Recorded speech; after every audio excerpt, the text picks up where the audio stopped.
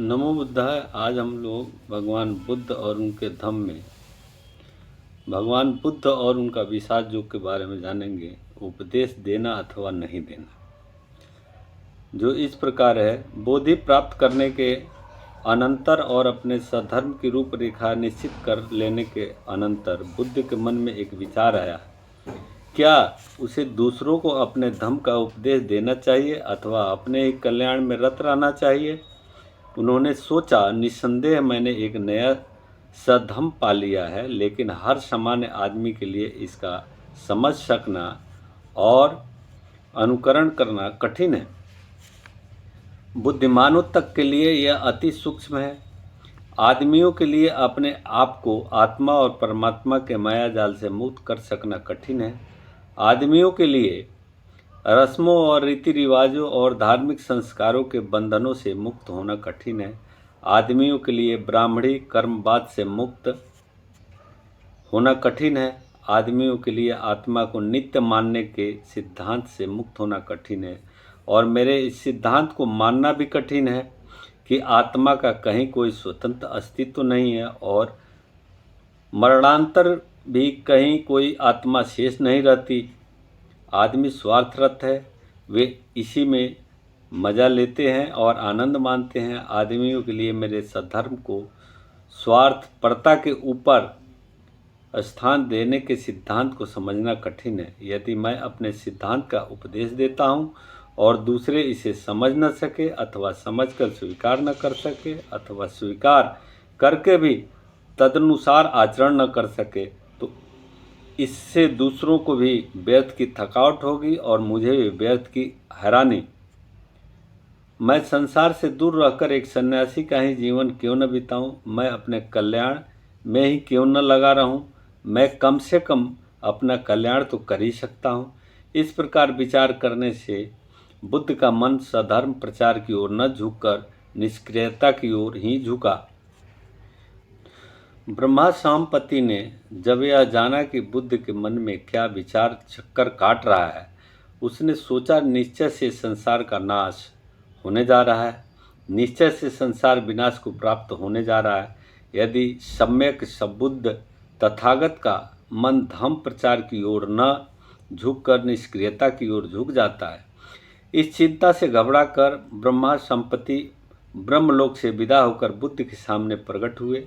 अपने वस्त्र को एक कंधे पर करके वह झुके और हाथ जोड़कर बोले, आप अब सिद्धार्थ गौतम नहीं हैं, आप बुद्ध हैं, आप सम्यक संबुद्ध हैं, आप तथागत हैं। आप संसार को अंधकार मुक्त करने के प्रयास से कैसे विमुख हो सकते हैं? आप संसार को सत्य पथ पर ले चलने से कैसे विमुख हो सकते हैं? बहुत से प्राणी हैं जो बहुत मलिन नहीं है, उन्हें सधम्म श्रवण करना नहीं मिलेगा तो वे विनाश को प्राप्त होंगे। आप जानते हैं भगवान कि मगध में एक पुराना धम्म पैदा हुआ था जिसमें बहुत दोष थे। क्या भगवान अब उन लोगों के लिए अमृत द्वार नहीं खोलेंगे? जैसे पर्वत के शिखर पर खड़ा हुआ कोई अपने आसपास के नीचे खड़े हुए लोगों को देखता है, उसी तरह के प्रज्ञा के शिखर पर चढ़े हुए भगवान, हे दुख का क्षय किए हुए भगवान, अपने आसपास के उन लोगों की ओर देखें जो दुख के सागर में निमग्न हैं। हे वीर, हे सार्थभा, हे जाति क्षय, आप उठें, संसार के कल्याणार्थ विचारें, उनकी ओर से विमुख न हो। हे भगवान, आप दया करके देवताओं और मनुष्यों को सधम्म का उपदेश दें।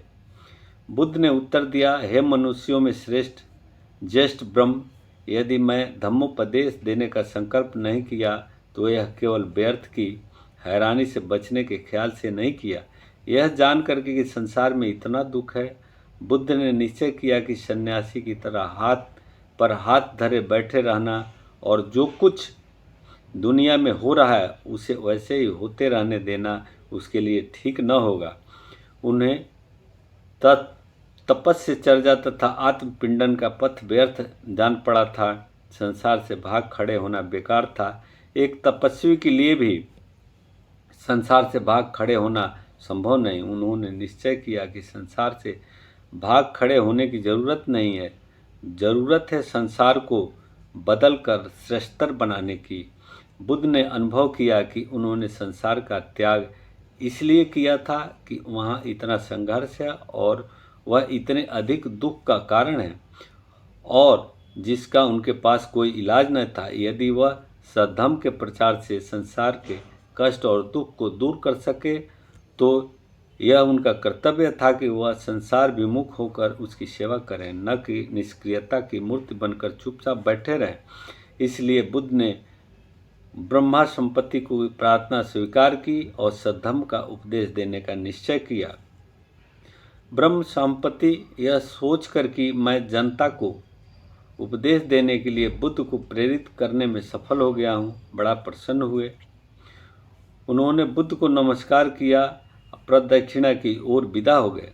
वापस लौटते समय जाते जाते यह घोषणा करते रहे, इस शुभ संवाद को सुनकर प्रसन्न हो।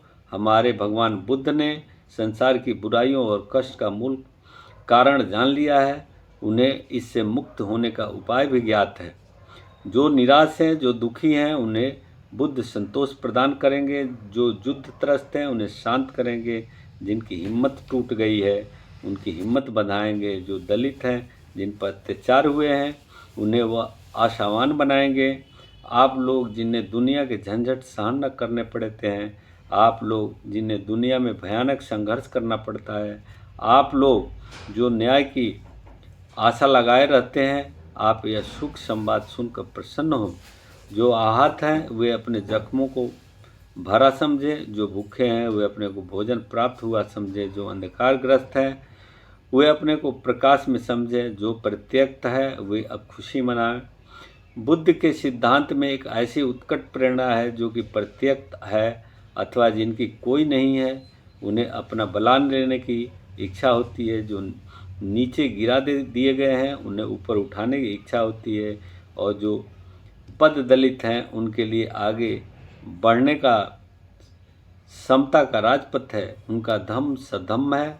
उनका उद्देश्य है कि पृथ्वी पर सद्धम्म का साम्राज्य स्थापित हो। उनका धम्म सत्य है, संपूर्ण सत्य है, सत्य के अतिरिक्त कुछ नहीं, अर्थात सत्य ही सत्य है। धन्य है भगवान बुद्ध, क्योंकि उनका पथ बुद्धि का पथ है और वह मिथ्या विश्वासों से मुक्ति का मार्ग है। धन्य है भगवान बुद्ध जो मध्यम मार्ग का उपदेश करते हैं। धन्य है वे भगवान बुद्ध जो सद्धम्म का उपदेश करते हैं। धन्य है वे भगवान बुद्ध जो शांति प्रदत्त निर्माण का उपदेश देते हैं। धन्य है वे भगवान बुद्ध जो मैत्री करुणा की शिक्षा देते हैं और भातृत्व भाव की, ताकि आदमी अपने मानव बांधवों को बंधनों से मुक्ति लाभ करने में सहायक हो सके। बुद्ध की धम्म प्रचार की योजना में धम्म दीक्षा के दो अर्थ हैं। पहली तो भिक्षु की दीक्षा है जिनको सामूहिक रूप से संघ कहा जाता है। दूसरी दीक्षा उपासक की दीक्षा है, अर्थात गृहस्थ बौद्धों की। एक भिक्षु और एक उपासक के जीवन में मुख्य भेद चार ही बातों को लेकर होता है। एक उपासक गृहस्थ बना रहता है, एक भिक्षु गृह त्यागी परिव्राजक बन जाता है। उपासक और भिक्षु दोनों को ही कुछ नियमों का पालन करना होता है। भिक्षु के लिए वे व्रत हैं और उनका पालन न करना दंडनीय है। उपासक के लिए वे केवल शील हैं जिन्हें वह अपनी सामर्थ्य भर अधिक से अधिक पालन करने का प्रयास करता है। एक उपासक संपत्ति रख सकता है, एक भिक्षु कोई संपत्ति नहीं रख सकता। एक उपासक बनने के लिए किसी संसार की आवश्यकता नहीं, एक भिक्षु बनने के लिए उपसंपन्न होना आवश्यक है। बुद्ध ने दीक्षा की इच्छा रखने वालों की इच्छा के अनुसार ही किन्हीं को उपासक किन्हीं को भिक्षु बनाया। एक उपासक जब चाहे भिक्षु बन सकता है। एक भिक्षु को भिक्षु नहीं रहना होता यदि वह अपने मुख्य व्रतों में से किसी एक का भी भंग कर दे अथवा वह स्वेच्छा से संघ का सदस्य न रहना चाहे। यह नहीं समझना चाहिए कि आगे के में बुद्ध ने केवल उन्हें दीक्षित किया। जो चंद उदाहरण चुने गए हैं वे केवल यह दिखाने के लिए दीक्षा देने अथवा अपने सद्धर्म का प्रचार करने के सिलसिले में बुद्ध न किसी जात का विचार करते हैं और किसी न किसी के पुरुष व स्त्री होने का धम्मोपदेश का निश्चय कर चुकने के अनंतर बुद्ध ने अपने आप से प्रश्न किया कि मैं सर्वप्रथम किसे धम्मोपदेश दूं। उन्हें सबसे पहले अलार कलाम का ख्याल आया, जो बुद्ध की संपत्ति में विद्वान था, बुद्धिमान था, समझदार था, काफ़ी निर्बल था। बुद्ध ने सोचा, यह कैसे हो यदि मैं सर्वप्रथम उसे ही धम्मोपदेश करूं। लेकिन बुद्ध को पता लगा कि अलार कलाम की मृत्यु हो चुकी है। तब उन्होंने उद्दक रामपुत्र को भी उपदेश देने का विचार किया, किंतु उसका भी शरीरांत हो चुका था। तब उन्हें अपने उन 5 साथियों का ध्यान आया जो निरंजना नदी के तट पर उनकी सेवा में थे और जो सिद्धार्थ गौतम के तपस्या और काय क्लेश का पथ त्याग देने पर असंतुष्ट हो उन्हें छोड़कर चले गए थे। उन्होंने सोचा, उन्होंने मेरे लिए बहुत किया, मेरी बड़ी सेवा की, मेरे लिए बहुत कष्ट उठाया। कैसा हो यदि मैं उन्हें ही सर्वप्रथम धम्म का उपदेश दूं। उन्होंने उनके ठौर ठिकाने का पता लगाया। जब उन्हें पता लगा कि वे वाराणसी सारनाथ के इसी पत्तन के मृगदाय में रहते हैं, तो बुद्ध उधर ही चल दिए। उन 5 ने जब बुद्ध को आते देखा तो आपस में तय किया कि बुद्ध का स्वागत नहीं करेंगे। उनमें से एक बोला, मित्रों, वह श्रवण गौतम चला आ रहा है जो पथ भ्रष्ट हो गया है, जिसने तपस्या का मार्ग त्याग आराम तलबी और कामों वेग भोग का पंथ अपना लिया। वह पापी है, इसलिए हमें न उसका स्वागत करना चाहिए, न उसके सम्मान में उठकर खड़ा होना चाहिए, न उसका पत्र और चीवर ग्रहण करना चाहिए। हम उसके लिए एक आसन रख देते हैं, इच्छा होगी तो उस पर बैठ जाएगा। वे सब सहमत थे, लेकिन जब बुद्ध समीप पहुँचे तो वह 5 परिव्राजक अपने संकल्प पर दृढ़ न रह सके। बुद्ध के व्यक्तित्व ने उन्हें इतना प्रभावित किया कि वे सभी अपने आसन से उठ खड़े हुए। एक ने बुद्ध का पात्र लिया, एक ने चीवर लिया, एक ने आसन बिछाया और दूसरा पांव धोने के लिए पानी ले आया। यह सचमुच एक अप्रिय अतिथि का असाधारण स्वागत था। इस प्रकार तो उपेक्षावन थे, श्रद्धावान बन गए। आगे धम्म चक्र परिवर्तन में कुशल क्षेम की बातचीत हो चुकने के बाद परिव्राजकों ने बुद्ध से प्रश्न किया, क्या आप अब भी तपस्या तथा काय क्लेश में विश्वास रखते हैं? बुद्ध ने कहा, 2 सिरे की बातें हैं, दोनों किनारों की। एक तो काम भोग का जीवन और दूसरा काय क्लेश का जीवन। एक का कहना है खाओ पियो मौज उड़ाओ क्योंकि कल तो मरना ही है। दूसरे का कहना है तमाम वासनाओं का मूलोच्छेद कर दो क्योंकि वे पुनर्जन्म का कारण है। उन्होंने दोनों को आदमी की शान के योग्य नहीं माना। वे मध्यम मार्ग को मानने वाले थे। बीच का मार्ग जो कि न तो काम भोग का मार्ग है और न काय क्लेश का मार्ग है। बुद्ध ने परिव्राजकों से प्रश्न किया, मेरे इस प्रश्न का उत्तर दो कि जब तक किसी के मन में पार्थिव व स्वर्गीय भोगों की कामना बनी रहेगी तब तक क्या उसका समस्त काया क्लेश व्यर्थ नहीं होगा? उनका उत्तर था, जैसा आप कहते हैं वैसा ही है। यदि आप काय क्लेश द्वारा काम तृष्णा को शांत नहीं कर सकते तो काय क्लेश का दरिद्र जीवन बिताने से आप अपने को कैसे जीत सकते हैं? जब आप अपने आप पर विजय पा लेंगे तभी आप काम तृष्ण से मुक्त होंगे।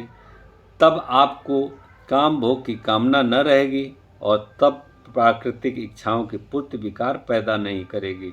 आप अपनी शारीरिक आवश्यकताओं के हिसाब से खाना पीना ग्रहण करें। सभी तरह की काम वासना उत्तेजक होती है। कामुक अपनी काम वासना का गुलाम होता है। सभी काम भोगों के चक्कर में पड़े रहना गंवारपन और नीच कर्म है। लेकिन मैं तुम्हें कहता हूँ कि शरीर की स्वाभाविक आवश्यकताओं की पूर्ति में बुराई नहीं है। शरीर को स्वस्थ बनाए रखना एक कर्तव्य है, अन्यथा तुम अपने मनोबल को दृढ़ बनाए न रख सकोगे और प्रज्ञा रूपी प्रदीप भी प्रज्वलित न रह सकेगा। हे परिव्राजकों, इस बात को समझ लो कि आदमी को इन दोनों अंत की बातों से सदा बचना चाहिए।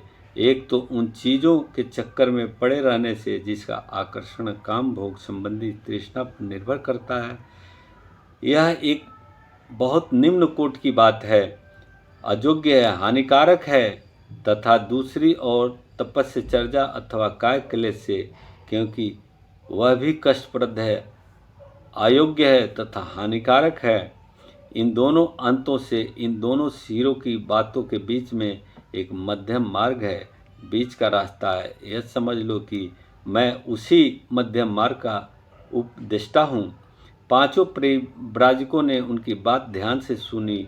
वे यह नहीं जानते थे कि बुद्ध के मध्यम मार्ग के बारे में क्या कहें, इसलिए उन्होंने प्रश्न किया, जब हम आपका साथ छोड़कर चले आए, उसके बाद से आप कहाँ कहाँ रहे, क्या क्या किया?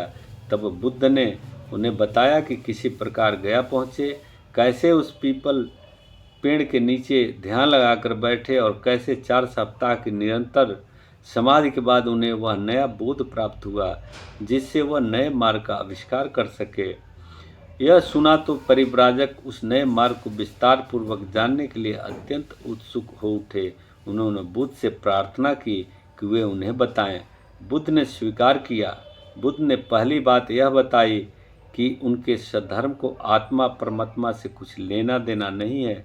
उनके सद्धर्म को मरने के बाद क्या होता है इससे कुछ सरोकार नहीं। उनके सद्धर्म को कर्म कांड के क्रियाकलापों से भी कुछ लेना देना नहीं।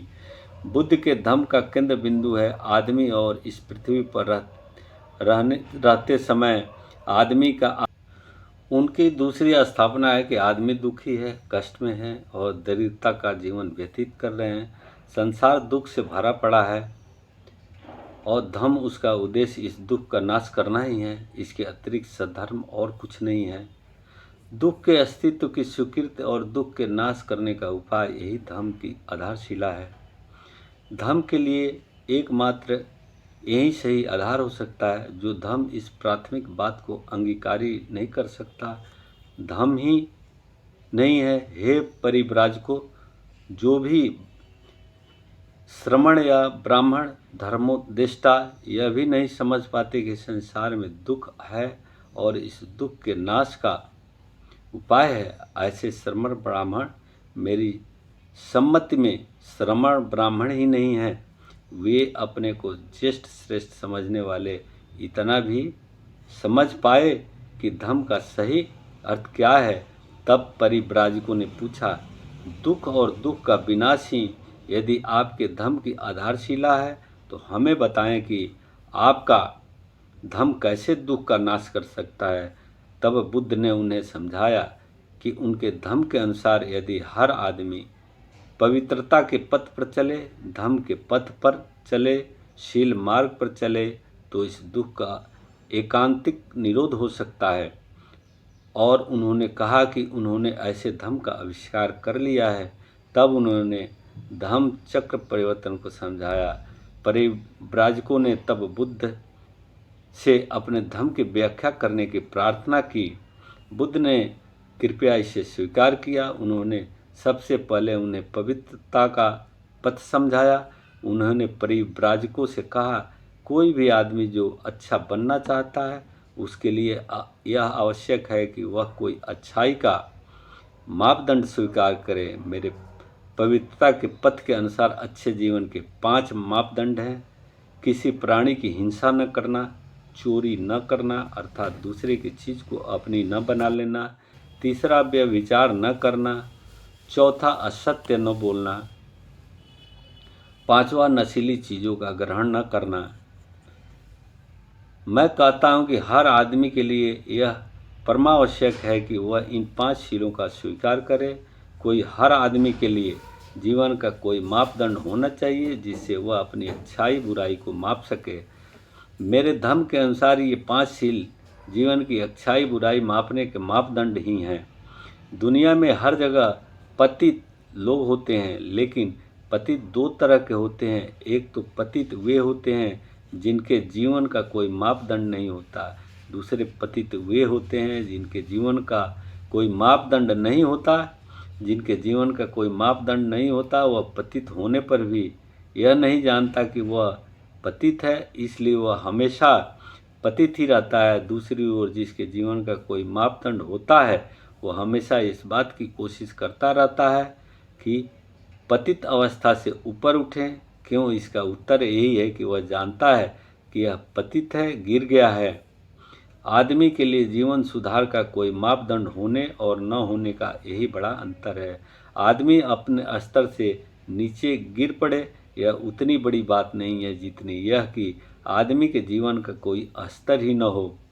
हे परिव्राजकों, तुम पूछ सकते हो कि इन 5 शीलों को जीवन का मापदंड ही क्यों स्वीकार किया गया। इस प्रश्न को उत्तर तुम्हें स्वयं ही मिल जाएगा यदि तुम अपने से ही यह प्रश्न पूछो, क्या यह शील व्यक्ति के लिए कल्याणकारी है, और साथ ही यह पूछो, क्या इन शीलों का पालन करना समाज के लिए कल्याणकारी है।